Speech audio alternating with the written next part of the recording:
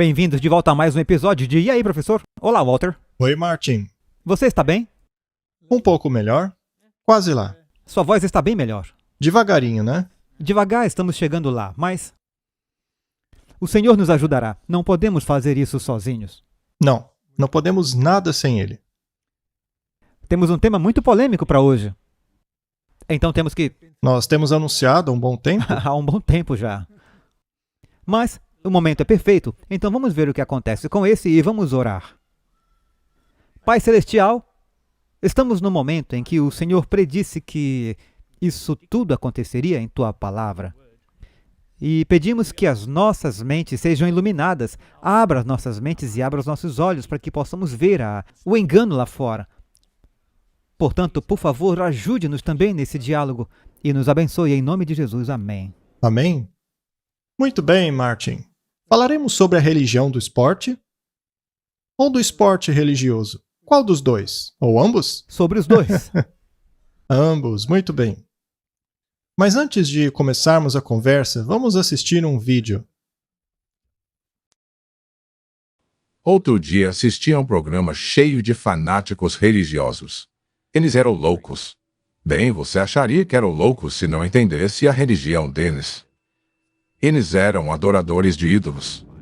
Eles levavam as coisas ao extremo. Pintavam seus corpos. Vestiam fantasias ridículas. Cantavam, dançavam, sacrificavam aos seus ídolos. Construíam aos seus ídolos templos enormes de adoração. Parecia que o clímax da sua existência era esse cenário, esse único ato de adoração. Você não se identifica com isso? Vamos de novo.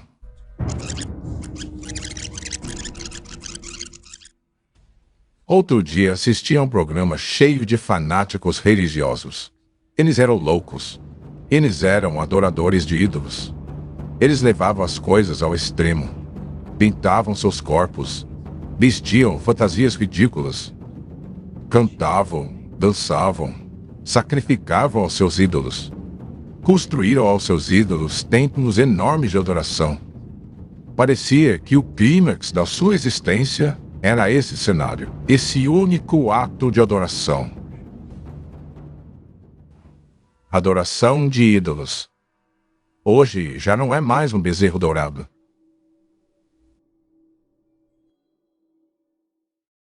Não é interessante? Eu acho que é um bom cenário para o que queremos discutir, porque eu acho que todos podem começar a se relacionar com o que está acontecendo aqui. Muito bem. A pergunta é: o que está por trás disso? Para onde isso nos leva? Qual é o seu objetivo? E como pode servir o propósito daqueles que estão por trás? Sim. Esta é a pergunta.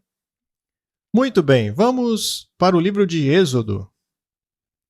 Êxodo 32, versos 2 a 6. E Arão lhes disse: arrancai os pendentes de ouro, que estão nas orelhas de vossas mulheres, e de vossos filhos, e de vossas filhas, e trazei-mos. E com isso Arão fez um bezerro de ouro e proclamou: amanhã será festa ao Senhor. E no dia seguinte madrugaram, e ofereceram holocaustos, e trouxeram ofertas pacíficas, e o povo assentou-se a comer e a beber. Depois levantou-se a folgar. Martin? E isso soa como um cenário do fim do mundo? As pessoas estavam comendo, bebendo, estavam bastante ociosas. O grande pecado de Sodoma e Gomorra foi a ociosidade. Havia uma abundância de ociosidade. Não sabiam o que fazer com o tempo. E então eles se levantaram e jogaram. Mas jogaram o quê? Antes de falarmos sobre eles levantarem para jogar, isso me faz pensar também no banquete no salão de Nabucodonosor. Eles estavam comendo, bebendo e provavelmente todos eles estavam fazendo todo tipo de coisa antes do julgamento. Nas festividades romanas, além da grande glutonaria, também haviam os jogos. Sim. Eles tinham muitos jogos. Eles entretinham milhares no Coliseu. Então eles se levantaram e jogaram. Esse jogaram tem a ver com esporte. Esse esporte era um ritual antigo que era parte do ritual de adoração ao sol. Vamos nos aprofundar mais sobre isso. Vamos ler o Espírito de Profecia. As Escrituras são um tesouro de pérolas preciosas, e todos vocês precisam delas. Quanto tempo é gasto por seres humanos inteligentes com corridas de cavalo, partidas de cricket e jogos de bola? Será que a indulgência nesses esportes dão ao homem um desejo de conhecer mais da verdade e da justiça? Boa pergunta, não é? Será que manterão Deus em seus pensamentos? Os levarão a perguntar como estão diante de Deus? Todos os poderes de Satanás são colocados em operação para prender a sua atenção em momentos frívolos, e ele está conseguindo isso. Bom, muitas pessoas vão dizer que essa é uma interpretação muito estreita. É verdade. Mas, Martin, você pode me mostrar um texto na Bíblia em que é mencionado o esporte, além do texto que acabamos de ver, e que não é num sentido positivo? Existe qualquer ponto no Novo Testamento no qual Jesus e seus discípulos jogaram jogos de bola? Não. Certeza? Você leu a Bíblia direito? Tenho toda a certeza. Alguns fazem até piada com isso, Uhum. distorcendo algumas palavras para dar sentido de que sim, mas a resposta é não, eles não jogavam. A pergunta agora é: será que alguém pode ser feliz sem o esporte? Essa é uma pergunta muito boa, Não é mesmo? porque parece que o mundo vai lhe dizer: Não, não dá para ser feliz. Você precisa dessas distrações. Afinal de contas, o mundo é um lugar difícil de se viver e a gente precisa dessas coisas. Bem, eu não conheço o seu passado em relação ao esporte, mas você costumava praticar esportes, Martin? sim, muito, muito mesmo. O que você fazia? Rugby, bem, que eu mesmo pratico rugby e atletismo, mas eu assistia e golfe. Eu amava golfe. E eu também assistia a todos os esportes. Qualquer um. Qualquer esporte. Eu era fanático. Eu era um fã de todos os esportes. E eu ia assistir jogos. E eu me envolvia muito com eles. A minha família era muito praticante de esporte. Meus 2 tios eram estrelas do tênis. E estamos falando da Copa Davis aqui. Eles eram verdadeiras estrelas. Eu joguei bastante tênis também. Eu não jogava rugby, porque na escola alemã eles não tinham rugby. E quando eu finalmente fui para outra escola, mais tarde em minha vida, eu não era muito bom em jogar rugby. Ainda assim, eu era um fanático de rugby. Eu era tão fanático por rugby que quando meu time perdia, eu quebrava a minha televisão. É. Ou se estivesse no estádio, você queria brigar. Eu não ia muito a estádios. Eu fui algumas vezes só. Eu gostava de cricket. Mas isso por causa da atmosfera. A gente ficava lá tomando sol, bebendo cerveja, e de vez em quando você vibrava com uma jogada. Aí, de vez em quando, alguém fazia uma grande jogada, você pulava igual um louco e pedia mais uma cerveja. Pelas próximas 3 horas e depois mais uma. Sim, eu acho que as pessoas entendem. As pessoas que não são muito familiares à cultura britânica não entendem como a gente pode ficar 5 dias sentado assistindo a uma partida.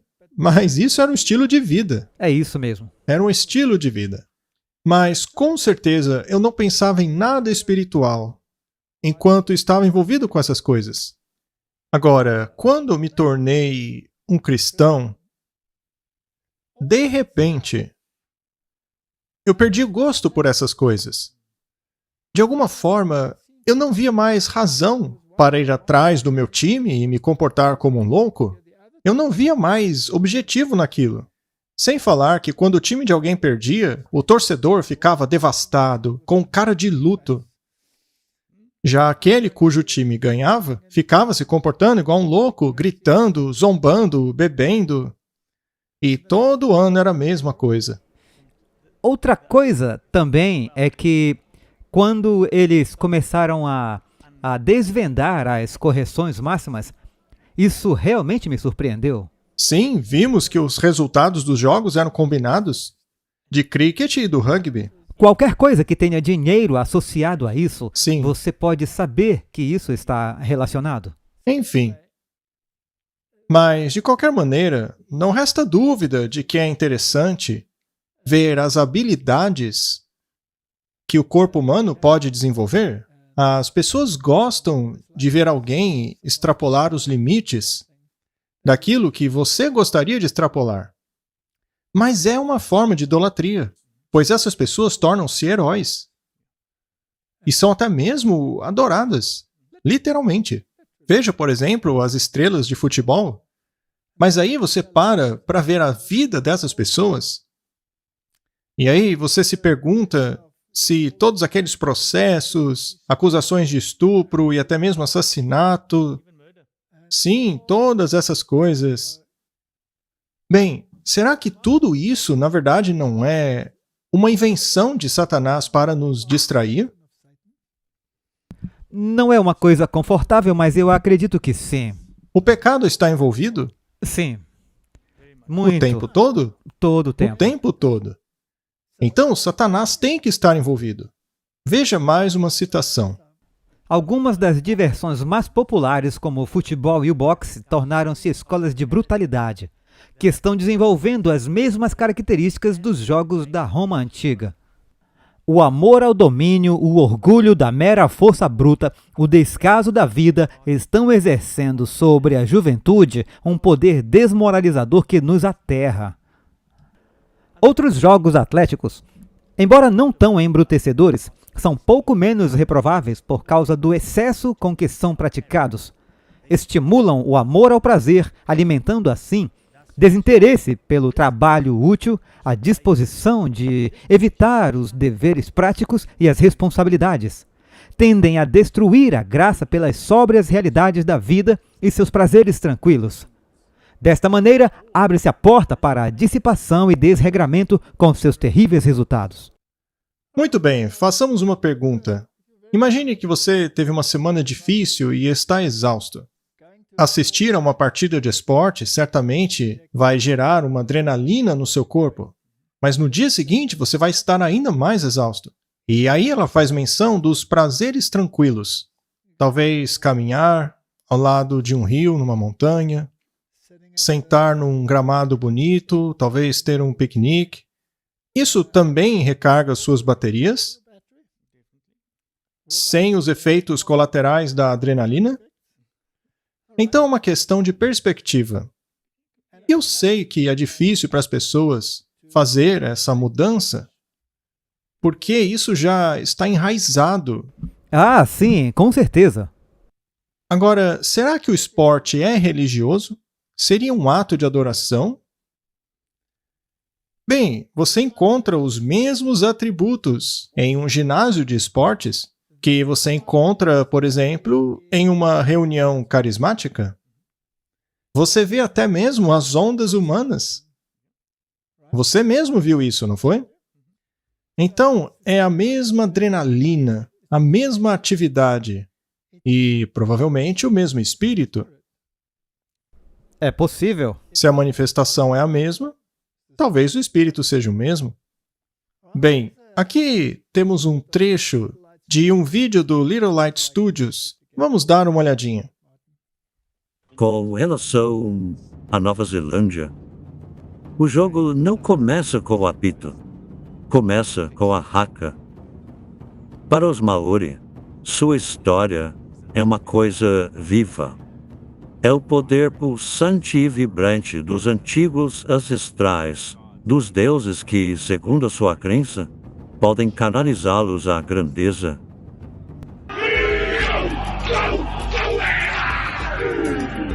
Seria muito estranho para um time não performar a haka. Você se perguntaria, estou assistindo rugby ou a outro esporte? É um ritual pré-partida. Ele coloca sua mente no lugar. Te prepara para a batalha que o deixará capacitado a combater e vencer o oponente. A haka tem que ser sentida. Você precisa fazer uma busca interior e deixar que ela saia. Seu corpo é apenas um veículo para a magia da haka. Não é uma atividade religiosa? Bastante. Não é mesmo? Sim, é uma batalha. Essa atividade parece empoderar os jogadores. Eles não estão pedindo ao Lao, ou seja, aos deuses menores, para dar força a eles? Sim, Isso não gera intimidação? definitivamente. Quanto mais, quer dizer, se você pegar partidas de rugby ou boxe, antes de uma grande luta de boxe, como é a intimidação de ambos os boxeadores? E as encaradas? Eu já assisti tanto disso na minha vida. Eu assisti a muitas lutas de boxe. Já houve vezes em que um dos lutadores chegou mesmo a morrer no último round. E aí começa todo aquele falatório sobre a segurança desse esporte, que dura talvez 1, 2 semanas, e daí volta tudo de novo, até a próxima morte de um lutador. Morte, ou mesmo mutilação, ou quando alguém fica com sequelas, vegetando numa cama pelo resto da vida, não é? É isso mesmo. Isso é de Deus? Veja, vamos ter que falar sobre isso porque nós vamos ter que falar sobre talento. Quando é um talento de Deus? Seria um talento esmurrar a sua cara? Se eu ler nas Escrituras, eu não consigo ver isso porque Cristo está no centro disso.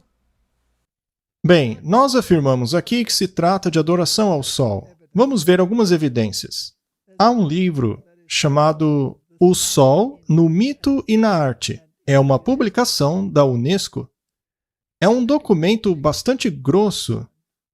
É um grande livro. Tem figuras brilhantes nele. E eles falam a respeito do jogo solar de polo, o qual ele jogava com o Sol.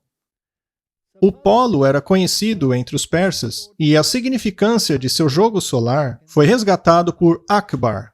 Marcar um gol com a bola solar equivalia à vitória da luz contra as trevas, ou do bem contra o mal. A bola é o símbolo do sol em todos os esportes, como futebol, hóquei, basquete e cricket. O beisebol tem relação com o sol por causa do formato do seu campo, como também por causa de suas regras.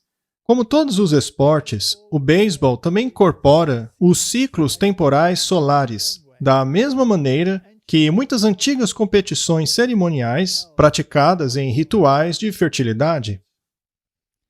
Essa informação direto da fonte, nos dizendo que é um sistema de adoração solar.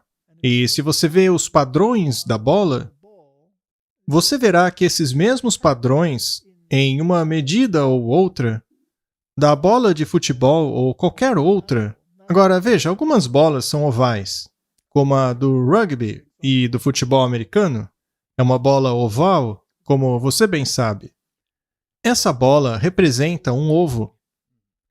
É o ovo cósmico, que dá a luz ao Salvador. E o bem e o mal, que você vê aqui, é uma relação entre yin e yang. Não é uma luta da força da luz para derrotar a força das trevas.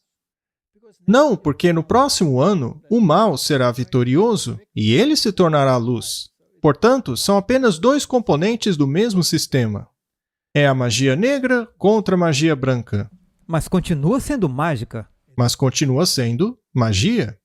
A história suméria de Gilgamesh, inscrita em tábuas cuneiformes, narra como um equipamento esportivo, uma vara, um anel ou uma tigela, que Gilgamesh havia esculpido de uma árvore arrancada, caiu no mundo inferior quando ele começou a oprimir seu povo por meio de repetidas competições atléticas. E por fim, foi o deus Sol que abriu um buraco no chão para recuperá-los. A tocha olímpica, que então percorre uma carruagem para marcar o movimento ciclo do Sol ao longo da Olimpíada, O período de 4 anos até os próximos jogos também está relacionado ao ritmo cíclico do Sol. Celebrados pela primeira vez na Grécia, os jogos eram competições cerimoniais em homenagem a Zeus. Bem, como já disse, essa fonte é a própria Unesco.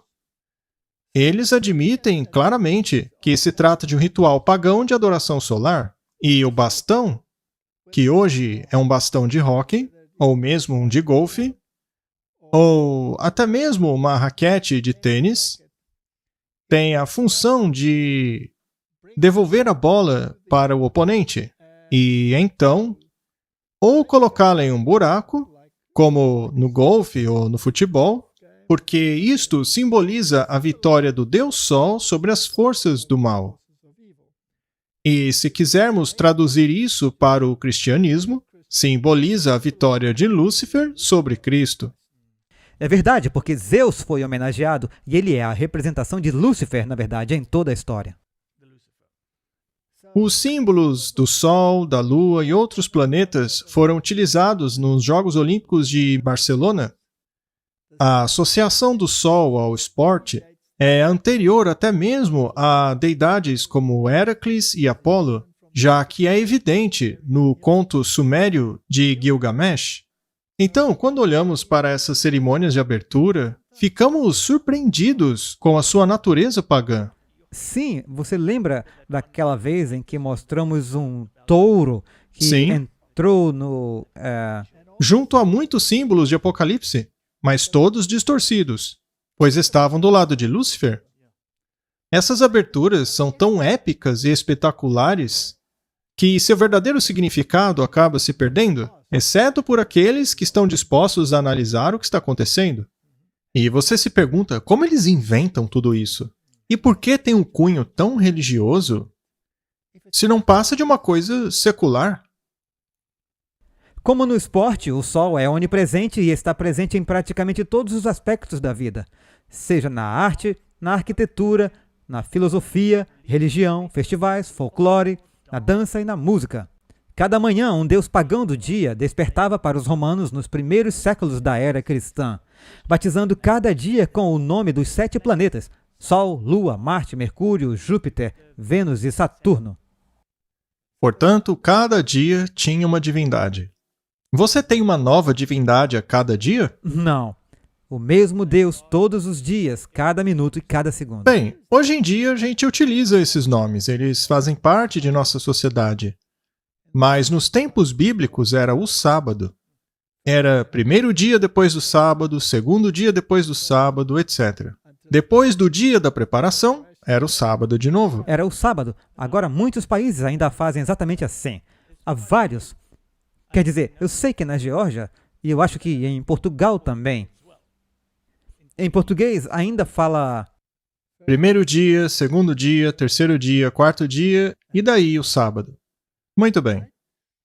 Se nós observarmos os símbolos que vemos nos Jogos Olímpicos, por exemplo, nós veremos os rings. Os rings denotam os 5 continentes unidos. Isso representa uma única governança mundial a ser alcançada através do esporte. A guerra deveria ser substituída pelo esporte. Então, apesar de haver a rivalidade, há a unidade. E, é claro, você tem a meia-lua com a estrela nela, que é o nascimento do Deus Sol, pois a meia-lua representa o útero da divindade. Não é verdade? Por isso que a bola tinha aquela... Sim, onde acontece exatamente a mesma coisa. Maria está lá em cima da meia-lua. A gente não vai entrar em todos esses detalhes. Mas você tem todos esses simbolismos escondidos, mas sempre estão lá. E então, os mascotes olímpicos. Você tem Ciclopes, com o olho que tudo vê, que é Lúcifer. E aqui temos as Olimpíadas do Rio 2016, com a grinalda, que era a mesma nos tempos romanos, e a mesma no logo das Nações Unidas. Isso, na verdade, é um símbolo romano de unificação sobre um único governo.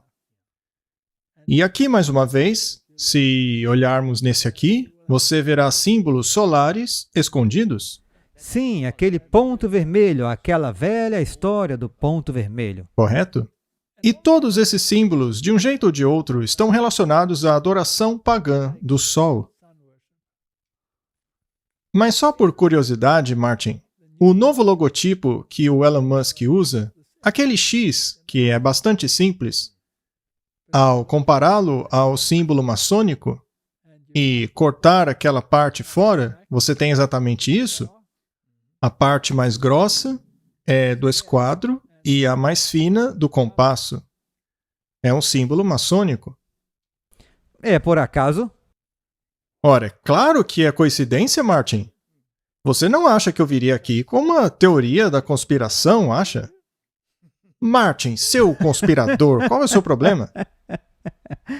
Eu estou apenas abrindo meus olhos. Aham, estou vendo. Muito bem. Mas de que forma os esportes modernos se relacionam às lojas maçônicas? Não esqueçamos que a maçonaria é relacionada aos Cavaleiros de Malta. E, na verdade, todo esse sistema de cavalaria, se analisar o sistema da pirâmide, verá que o 33º grau da maçonaria é luciferiano. E, por causa de seu juramento a Lúcifer, está ao mesmo nível dos Cavaleiros de Malta. Então, a maçonaria de 33º grau e os Cavaleiros de Malta estão no mesmo nível. Martin, explique isso para nós. Bom, isso é interessante porque está no site dos maçons, ou seja, eles mesmos estão falando. Ok? As primeiras regras do futebol foram elaboradas pela nova Associação do Futebol em 6 reuniões no final de 1863, na Taverna dos Maçons, na Great Green Street, em Londres. Agora, a nova sala fica ao lado do Salão da Maçonaria.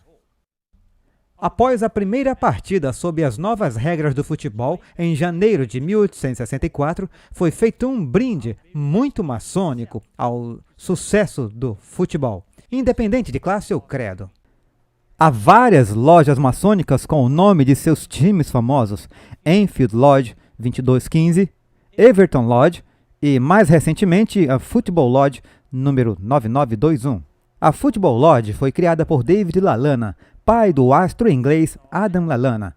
Os membros da loja compartilham sua paixão pelo amor ao jogo e, por meio da maçonaria, esperam se conectar com as bases do esporte na comunidade.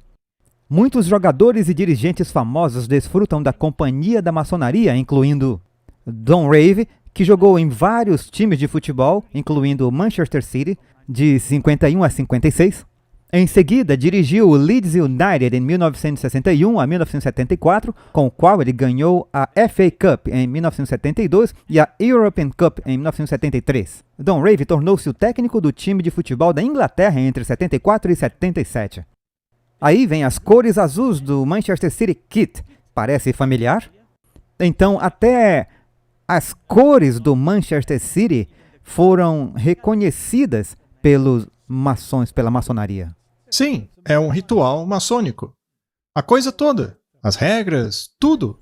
Até as cores. A coisa toda nasceu em lojas maçônicas. E a gente sempre diz aqui que por trás de uma loja maçônica tem sempre um jesuíta. É isso mesmo. Vamos falar sobre eles mais tarde. Estamos sempre falando deles, não é? Vejamos esse daqui. Atletas maçons, as 10 estrelas do esporte mais famosas que fizeram juramento. Eles não são tão poderosos quanto os políticos, não são tão ricos quanto os CEOs e não são tão inteligentes quanto os bolsistas Rhodes. Mas, por qualquer motivo, os atletas são constantemente membros das sociedades secretas mais elitistas do mundo. A mais antiga e mais famosa dessas sociedades, a maçonaria, não é exceção.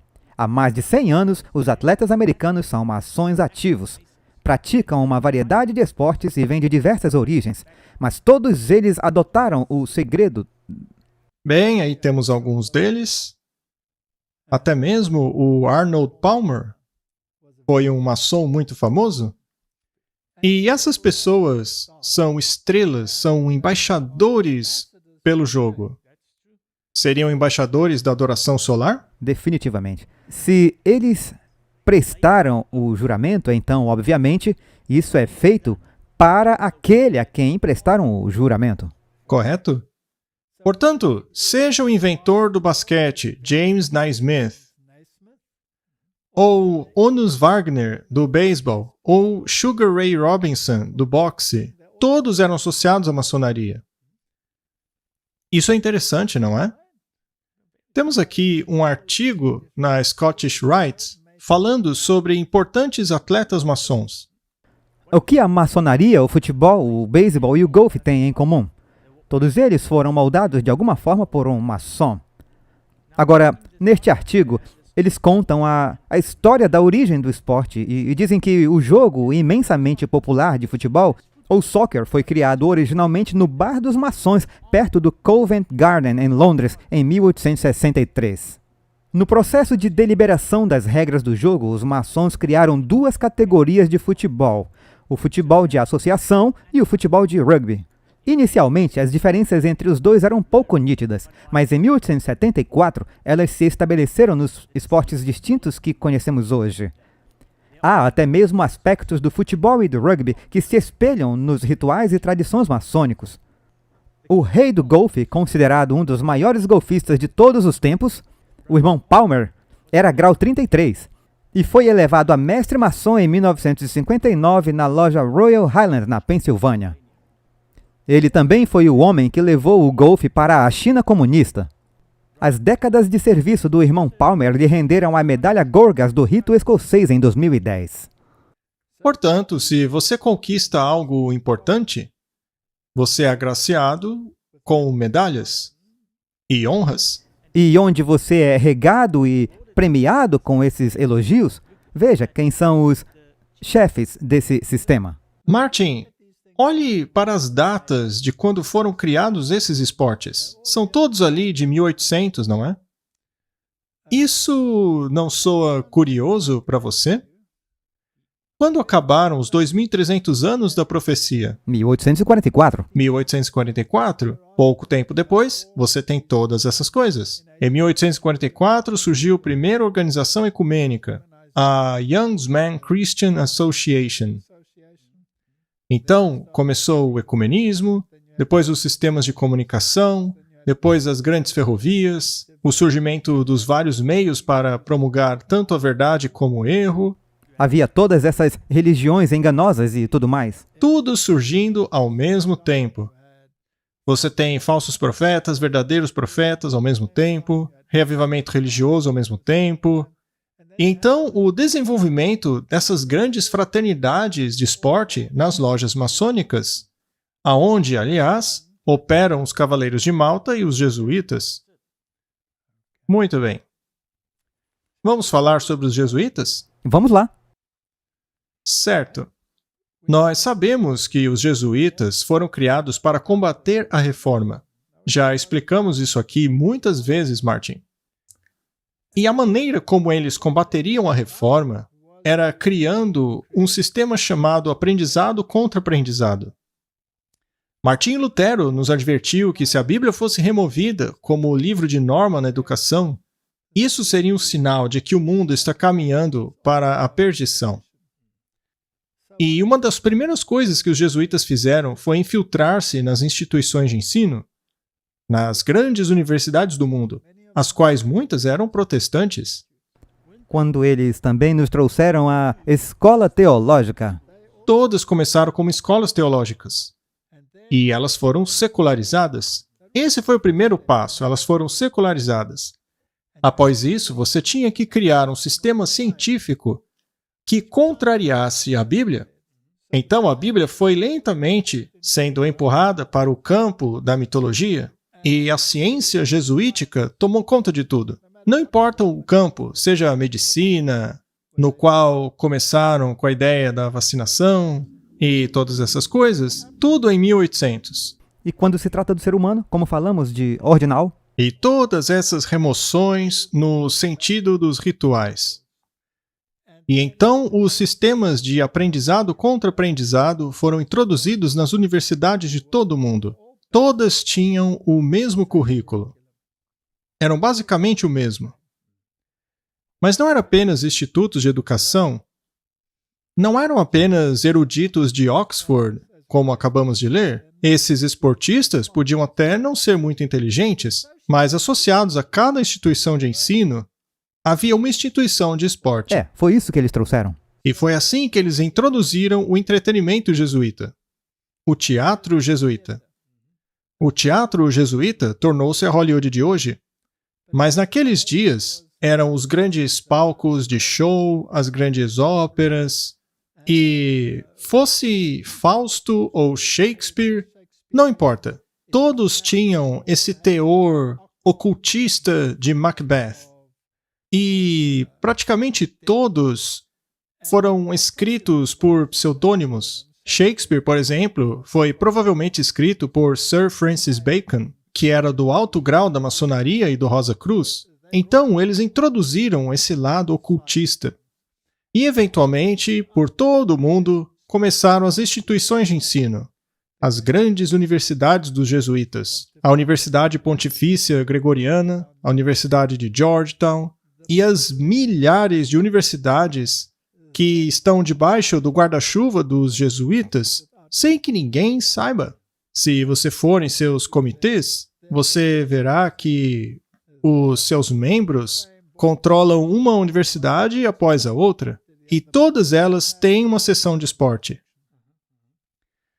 Quanto maior a universidade, maior a seção de esporte. Veja a Yale University, a Oxford University, Cambridge, todas essas, a Harvard, todos têm grandes braços do esporte.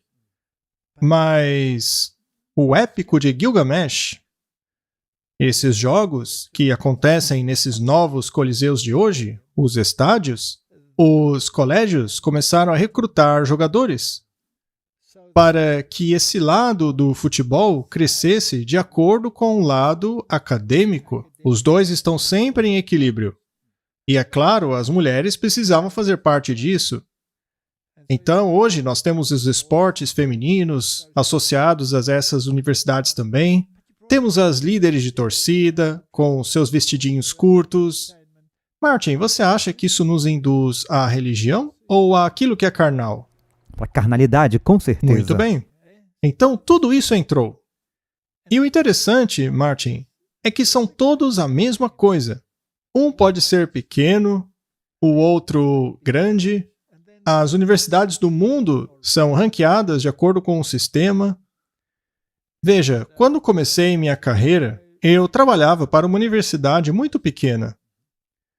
Eu comecei como professor de ciência em biologia e me deram alguns cursos para ensinar. E fui progredindo. Depois eu entrei em uma universidade de bastante prestígio. Talvez a mais prestigiosa do país. Depois da entrevista de trabalho, quando finalmente ganhei a posição, eles não disseram para mim, olha, agora você faz parte de um sistema superior avançado de ensino. Muito superior do que aquela universidadezinha que você começou. Agora você subirá a um patamar totalmente novo da ciência. Não, eles só chegaram para mim e disseram, olha, ensina aí endocrinologia, histologia e patologia, tá? Depois você ensina isso, isso e aquilo outro. Então era a mesma coisa. O curso era exatamente o mesmo. Não tinha diferença. Não faz diferença nenhuma se você ensina paleontologia na Universidade de Cambridge ou Oxford, que ranqueiam na primeira e segunda posição no mundo hoje, ou se você... Desculpa, número 2 e número 3. Ou se você ensina exatamente o mesmo assunto em um colegial qualquer aí da vida. Continuava o mesmo currículo. É a mesma coisa. O laboratório pode ser menor.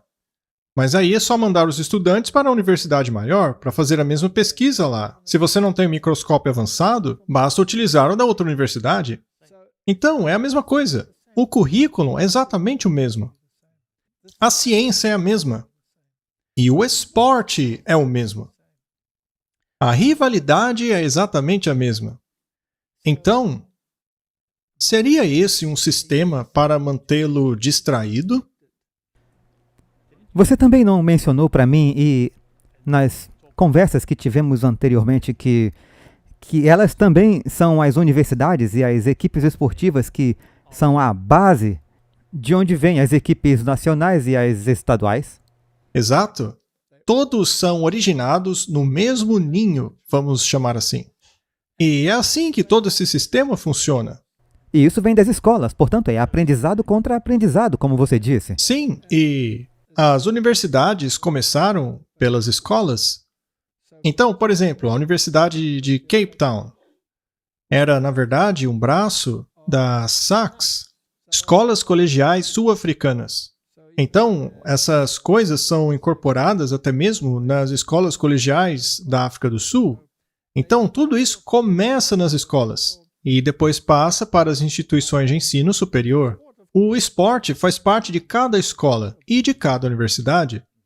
É um sistema jesuítico. E é um sistema universal. E é tudo a mesma coisa, não importa em onde você esteja. A pergunta que se deve fazer é: isso tudo é verdade? Por exemplo, a ciência que é ensinada, será ela verdadeira? No que tange, por exemplo, à paleontologia, o cristão acredita no catastrofismo, no dilúvio universal. E os colégios e universidades ensinam o uniformitarianismo com os famosos milhões e milhões de anos. Para eles, isso é ciência e ponto. É ciência revisada. Isso torna tudo correto? Então deve ser verdade, né? Mas o cristão sabe que isso daí não é verdade. Agora você deve se perguntar, se é assim nesse nível, como será os outros? Será que existe mais de um tipo de ciência? Não estamos vendo agora, com esses grandes debates que estão ocorrendo pelo mundo com respeito à origem de certas doenças, não está havendo uma divisão na ciência, com um lado sendo denegrido e o outro exaltado? Veja, o teatro jesuíta, esse aprendizado contra aprendizado, tomou conta do mundo todo. E o currículo, esteja você em um país comunista, como na Rússia ou na China, ou esteja você mesmo na Mongólia, vai ser exatamente o mesmo daquilo que aprenderá na Cambridge, na Oxford, em Harvard, em qualquer uma, na Yale, etc. Eu só quero me desviar um pouco do assunto. Você mencionou os números 2 e 3, número 1, como vimos no MIT. Sim. Mas é tudo a mesma coisa. E o que eu queria dizer é que, sim. Então, mesmo o outro lado é o esporte. Ok. Em todo o mundo. Assim como o aprendizado, o esporte é o mesmo em todos os lugares. E o esporte serve para unir todos. Agora, se essas universidades todas começaram como institutos religiosos, será que teria sobrado algum instituto puro ou seriam todos ecumênicos? Todos ecumênicos. Eles não são até mesmo infiéis? Não temos todo vento de teologia denegrindo a Bíblia em todas estas instituições? Não é aprendizado contra aprendizado? Com certeza. Os jesuítas não foram bem-sucedidos? Ah, com certeza. O esporte não é uma ferramenta? Uma das maiores ferramentas. Exato. Você pode estudar para sempre nessas universidades se você for um bom esportista? Sim. Muito bem. Temos aqui mais uma citação. Eu não condeno o simples ato de se brincar com uma bola, mas até mesmo esse ato simples pode se tornar exagerado. O resultado desses divertimentos é quase certo. Eles levam a um desperdício de recursos que deveriam ser utilizados para levar a luz da verdade a almas que estão perecendo sem Cristo. Esses divertimentos gastos na autossatisfação levam passo a passo à autoglorificação. A educação nestes jogos por prazer produzem um amor e paixão por tais coisas que não é favorável ao aperfeiçoamento do caráter cristão. Martin, isso soa tão fanático.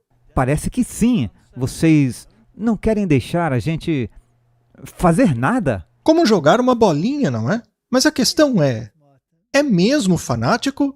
O mundo olha para isso como fanatismo. É de onde você vem. Isso é aprendizado contra aprendizado. Você foi ensinado, isso é inerente agora. É doutrinação? Quer dizer, no meu caso, se formos jogar um jogo normal de chutar a bola um para o outro, é apenas uma questão de momentos, então você se torna competitivo. E aí os ânimos esquentam, não é? Se algo não sair do seu jeito, sim. Então, parece que a raiva faz parte do conjunto. Com certeza. Antigamente, quando eu era jovem, se você falasse um palavrão ou ofendesse o seu oponente, você seria imediatamente repreendido ou retirado do estádio. Mas hoje, parece que é algo até mesmo desejável. Especialmente em alguns esportes, como o futebol, eles têm uma forma de os jogadores enfrentarem o árbitro, inclusive. Sim, e como fingem também. É incrível como eles fingem as faltas, não é?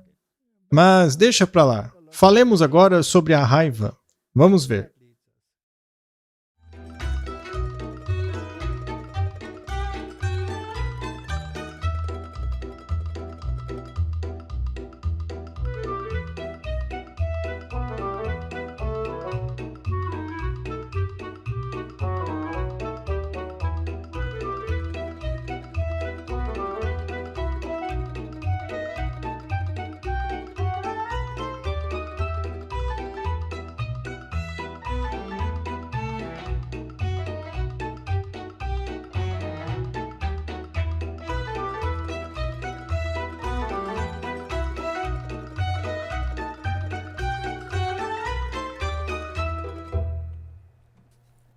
Isso deve ser de Deus, não? Eu devo admitir que muitas vezes eu me sentia assim quando praticava esportes. Eu sei, eu também. Quando meu time perdia, eu fazia a mesma coisa. Eu era horrível, sabe? Mas tem que ser assim? Não. Mas quanto autocontrole é necessário para você não agir assim? A questão é que, em algumas dessas práticas, você é ensinado a... Quantas dessas pessoas em sua... Especialmente quando você começa, por exemplo, no atletismo, eles ensinam você a estabelecer e visualizar toda a sua corrida e como você vai ultrapassar o resto das pessoas. Depois no rugby, você é varrido em qualquer jogo. Futebol americano, se você assistir a filmes sobre isso, todo mundo fica irritado. Eles se ajuntam e depois saem berrando como loucos, direto para a batalha. Mas o outro lado faz a mesma coisa. Mas quão bíblico ou centrado em Deus é isso? Muito bem, vamos ver o oposto em mais um clipe do Little Light. Certa vez eu li a respeito de crianças que nunca tinham participado de esportes de competição. Por exemplo, na tribo israelita Kibbutz, as crianças, de maneira espontânea, dividem o prêmio sempre que uma competição é vencida. Já a tribo Mixtecan consideram a competitividade e inveja dos esportes como um pequeno crime. Já os Tangu criam jogos cujo objetivo é exatamente chegar ao empate. Mas a mais interessante de todas é a tribo Ubuntu. Certo dia, um antropólogo do Ocidente foi à África para estudar o comportamento social de uma tribo. Ele sugeriu um jogo às crianças e elas aceitaram. Ele colocou uma cesta cheia de frutas debaixo de uma árvore e fez com que as crianças se afastassem 100 metros. Ele então anunciou que a criança que chegasse primeiro à cesta ganharia as frutas, podendo comê-las todas sozinha. Ele as aninhou, levantou a mão para dar a largada. 3, 2, 1, vai! Surpreendentemente, as crianças deram as mãos umas às outras e aí sim começaram a correr. Todas chegaram na cesta ao mesmo tempo. Então se assentaram todas juntas e começaram a comer as frutas, sorrindo o tempo todo. O antropólogo não acreditava naquilo e perguntou por que esperaram umas pelas outras ao invés de tentar conseguir a cesta sozinhas. Balançando a cabeça, as crianças disseram: Ubuntu. Como uma de nós pode estar feliz enquanto os demais estão tristes? Essas crianças tinham mais entendimento do que qualquer cultura ocidental. Como alguém pode ser feliz ganhando enquanto o outro perde? Nosso objetivo nessa vida é ajudar os outros, e não ser o melhor. Martin, O esporte não pode custar sua religião. Sim. Às vezes, você não tem que escolher entre a religião e o esporte.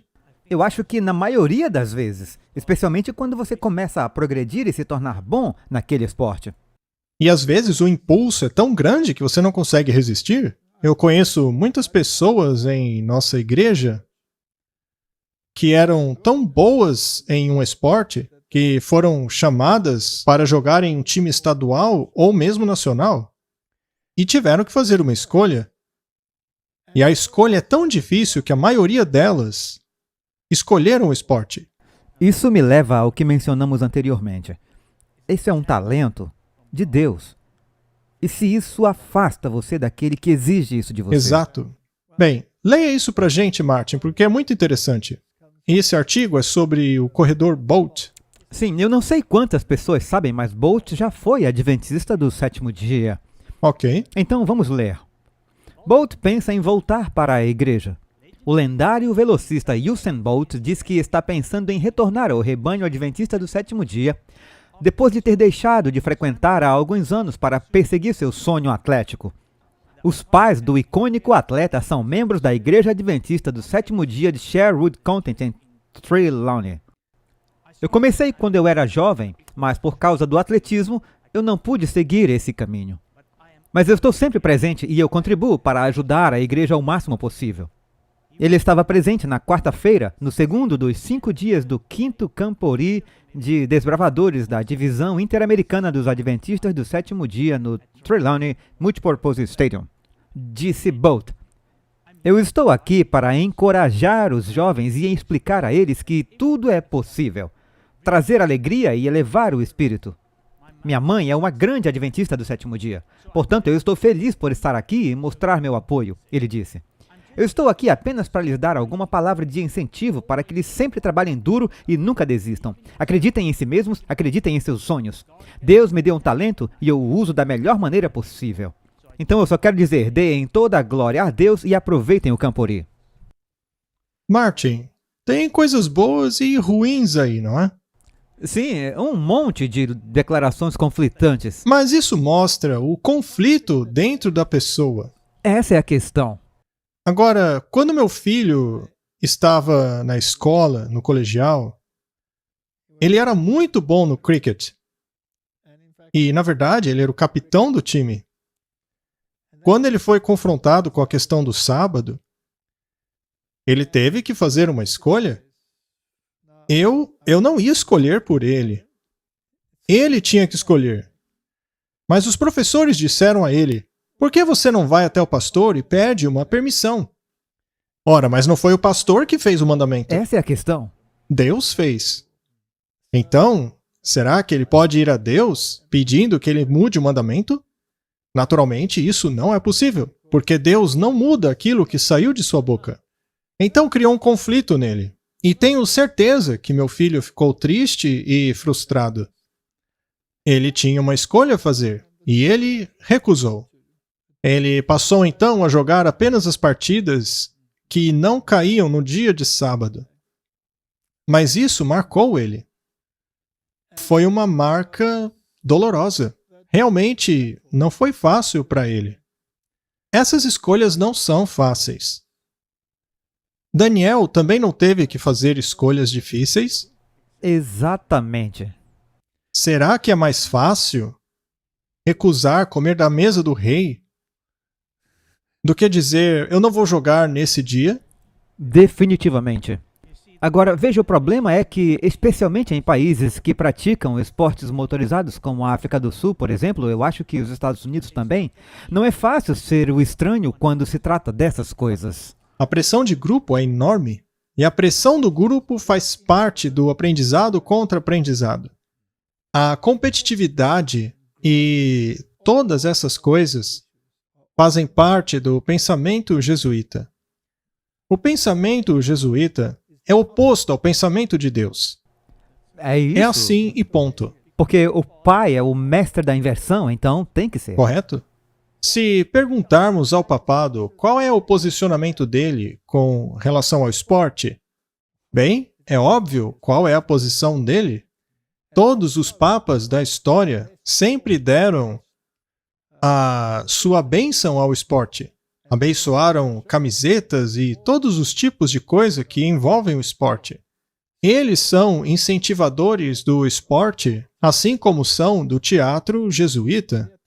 Assim como também são os incentivadores de um monte de coisas na sociedade, seja da sociedade econômica, sociedade política, sociedade bancária, a fraternidade, educação. Sim, tudo. Tudo.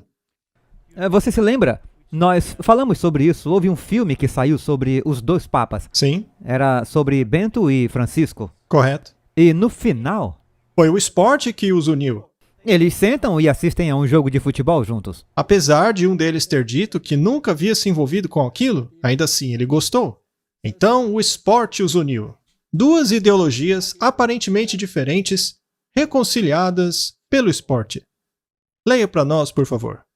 Em 18 de junho, o Vaticano lançou o seu primeiro documento oficial sobre esportes, intitulado Dar o Melhor de Si, um documento sobre a perspectiva cristã do esporte e da pessoa humana.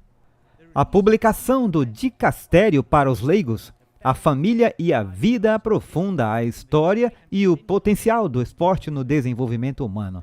Ele promove a natureza formativa do esporte e defende que todos na igreja entendam o esporte como um meio de missão e santificação. Esporte como meio de santificação? Como vimos, o esporte é unha e carne com a adoração solar. É isso que está em sua raiz. Você pode frequentar os estádios, os eventos esportivos, tudo isso pode porque é um ato de adoração. Na verdade, está incentivando. E para eles leva a santificação. Especialmente o boxe leva a santificação, né? Você vai santificar o seu adversário. Talvez permanentemente. Continue. O documento é o último de uma recente ênfase do Vaticano e do próprio Papa Francisco em entender o esporte como um local de formação que merece nossa atenção. Pare um pouquinho. Formação. Aprendizado contra aprendizado. Formação espiritual. Não introduziram o mesmo nas igrejas, mas apenas num nível diferente. Eu quero dizer, eu falei com você sobre isso antes. O que é isso se você se deitar e visualizar a música tocando durante toda a corrida que você está correndo? O que mais é isso senão formação espiritual? Isso é formação espiritual? É um sistema de adoração. Eles usam música? Sim. Usam música no esporte? Ah, sim. Que tipo de música eles usam no esporte? Não é um tipo de música empolgante? Ou uma banda de rock pesado? O que é uma formação? Formação é formar um tipo de caráter. Seria esse o caráter de Cristo? Muito bem, continue. Com o Jogue como um campeão na vanguarda dos esforços para fornecer formação para técnicos e pais de atletas jovens e do ensino médio. Temos o orgulho de estarmos envolvidos em conversas em vários níveis que buscam aumentar e melhorar seus esforços na formação. Muito bem. Em relação às questões religiosas, eles têm treinadores? Sim. Sim. Especialmente em formação espiritual. Existe um treinador na formação espiritual. Sabe de uma coisa? Que fiquem com isso aí. Eles podem fazer um estádio no meio do deserto. Eu não tenho o menor interesse no treinador deles. Eu já tenho um. Aqui está ele. É a palavra de Deus. Ela me diz aonde ir. Me diz aonde Deus quer que eu esteja. Eu não preciso de um treinador que coloque um monte de lixo na minha cabeça. Eu sei que o que eu disse parece duro, pois muitas igrejas gostam muito dos coaches, dos treinadores, não é? Bem, eu desprezo isso. Porque não vem de Deus. Não? Muito bem. Será que o esporte nos leva a honrar o terceiro mandamento? O terceiro mandamento católico e o nosso quarto mandamento. É claro, ainda tem essa questão, né? Eles ainda erraram nesse ponto. Eles fazem besteira até na tentativa de mudar os mandamentos. Portanto, podemos ser diretos. Isso vai ajudar a honrar o domingo. Correto. Aqui nós temos o Registro Católico Nacional. Vamos ler o que eles têm a dizer. Bem, trata-se dos esportes de domingo e honrar o terceiro mandamento, de acordo com eles. Houve uma pergunta, que é essa. A participação nos esportes dominicais é compatível com o cumprimento do terceiro mandamento? Resposta. Sua pergunta, de modo geral, está relacionada a como os cristãos devem cumprir o terceiro mandamento. Lembra-te do dia de sábado para santificá-lo. Vamos parar aí para nos certificar de que as pessoas compreendam isso. Isso não é bíblico, tá? Não, porque não é isso que está na Bíblia, mas no catecismo. Após o último episódio, alguém perguntou: você pode provar que a Igreja Católica diz que o domingo é o dia de sábado deles? Bem, eles acabaram de dizer claramente. Continue. Portanto, as Escrituras querem dizer abster-se de trabalhar imitando Deus, que depois de criar o universo em 6 dias, descansou no 7º. Eles creem mesmo nisso? Não, eles acreditam na evolução. Pois é. Continue. Os judeus celebram o Shabat no sábado, enquanto os cristãos o celebram no primeiro dia da semana, o domingo, em homenagem ao dia da ressurreição, o dia do Senhor. Há algum mandamento na Bíblia que ordene isso? O domingo, não. O que é que honra a ressurreição na Bíblia? Não seria o batismo? Sim. Ele não representa a morte e a ressurreição? Então isso é uma distorção total das Escrituras. Eu só queria que as pessoas entendessem. Entendem? Em todo caso, o dia do Senhor, ele disse, o 7º dia é o seu dia, portanto é o dia do Senhor. E você pode ler isso em Isaías 58. O honrado dia do Senhor é o sábado, e não o primeiro dia da semana. De qualquer forma, é uma celebração recorrente todo o 7º dia, quando, deixando brevemente para trás a labuta que o trabalho se tornou após a queda, lembramos de Deus. Em cumprimento a esse dever, a Igreja ensina que a participação na missa dominical é moralmente obrigatória.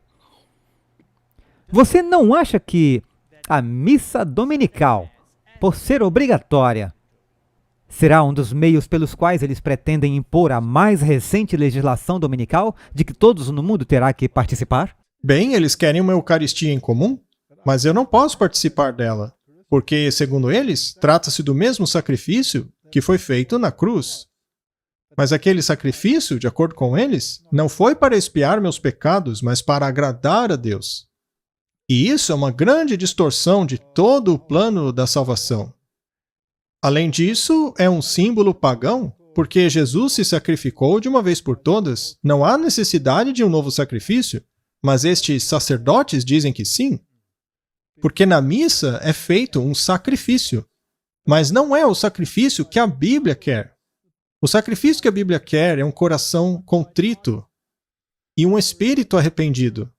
Esse é o sacrifício que Deus quer, e é somente nesse sentido que nos tornamos sacerdotes. Mas ofertar num altar uma representação como literal daquilo que aconteceu na cruz, isso é blasfêmia.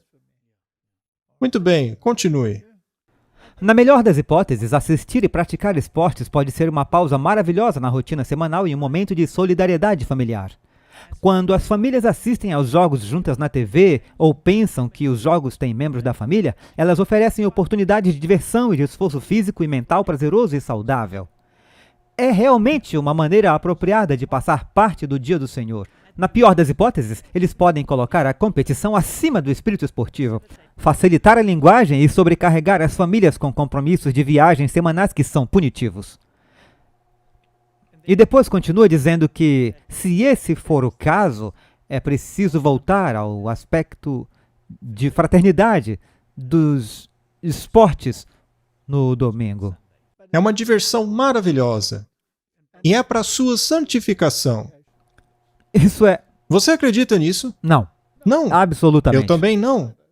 Todo mundo sabe onde nossos esportes podem chegar se seguirmos o caminho dos esportes da maneira que está sendo colocado para você fazer. Muito bem, Martin. Fechamos o assunto. Vimos que é uma religião. E vimos que, de acordo com a Igreja Católica Romana, é uma atividade apropriada para o sábado. Claro, o sábado errado. Porque não existe esse negócio de sábado judeu, só existe o sábado. Não existe sábado judeu. Sendo assim, as pessoas precisam tomar uma decisão a respeito dessa questão. Quanto a mim, eu perdi completamente o gosto por essas coisas. Eu prefiro passar o meu sábado, o verdadeiro sábado, contemplando as coisas elevadas, do que alguém chutando uma bola. Eu acho que é importante o que você disse. Cabe a cada um decidir por si mesmo. Não viemos aqui agora para afirmar que é isso que você deve fazer. Decida por você mesmo. Decida você mesmo. Decida onde você quer ficar. Quanto a mim e minha casa, preferimos adorar o Senhor. Vamos orar. Querido Pai, essa questão do esporte faz parte do teatro jesuíta. É uma poderosa distração. E eu oro para que o Senhor nos ajude a não sermos dragados por isso. Que não sejamos formados por isso. Será que o esporte nos leva a ter um caráter semelhante ao de Cristo? Que cada um se faça essa pergunta e haja de acordo. Em nome de Jesus. Amém. Amém.